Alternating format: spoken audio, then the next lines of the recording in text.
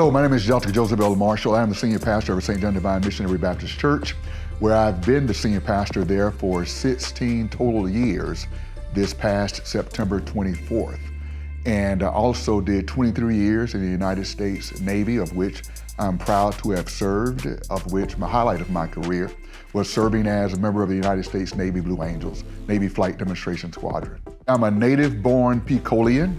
As a matter of fact, the building in which we're presently in, I went to elementary school in, and this was once upon a time Elanestra Elementary School, until my grandmother got a better job, if you will, and that was moving on the east side, working in the cafeteria, just like the sitcom, if you will, The Jeffersons. I think with, unfortunately, a lot of men experiencing unwanted health issues and recognizing that they have friends and buddies who exemplify some of the symptoms in which they, by way of concluding they could have the same thing, that we're starting to talk about it more, yet and still it is somewhat taboo for a man to discuss their health. Because in the military, there is this gung-ho attitude, and that is, if you go to what we call medical, civilian sector, the hospital, but if you go to medical, you're often viewed, pardon my expression, as being punkish, and you get talked about. And so therefore, many veterans, they go their entire career avoiding medical. However, I can remember very vividly the doctor telling me that your PSA is 3.9 and that I needed to follow up with that, and I did not do so. And with the PSA, I think a lot of men, they've already heard how the process works, and that is, if my PSA is elevated, then that will lead to that infamous finger. And no man, for the most part, wants to deal with the finger.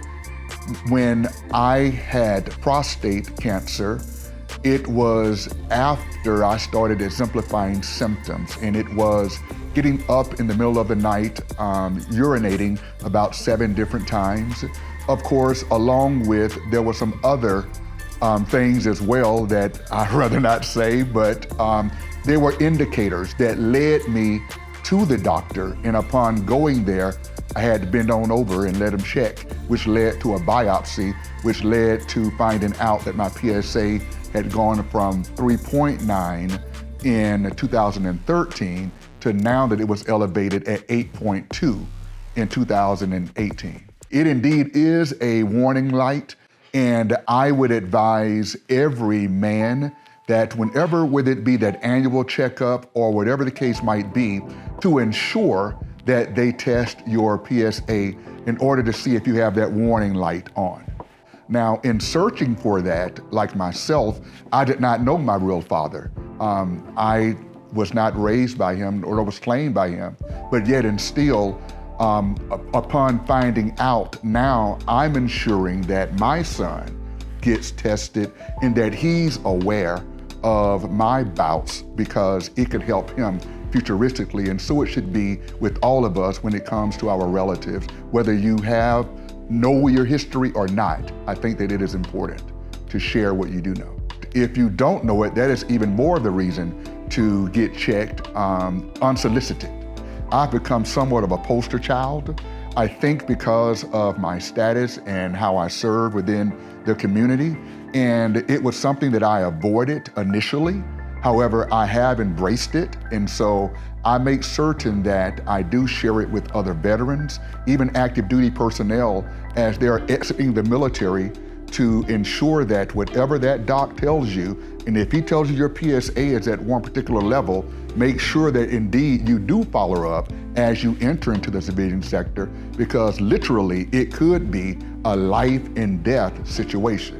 May I add, civilians as well, many of the brothers at my church, upon me sharing my prostate cancer journey, many of them got tested, and we had a large percentage of men at the church that discovered they had prostate cancer.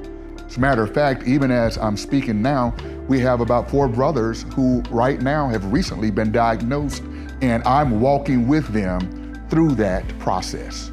Let's just be honest, we're masculine, we're dudes, hoorah, and we're not going to talk to everyone, but by way of me being a pastor, they already have an inside track in talking with me. And I must add that it helps when you do have a masculine man that can help the other brothers, that you're not going to be inducing any level of femininity by getting checked. When they can see that, hey, if pastor did it, so can I.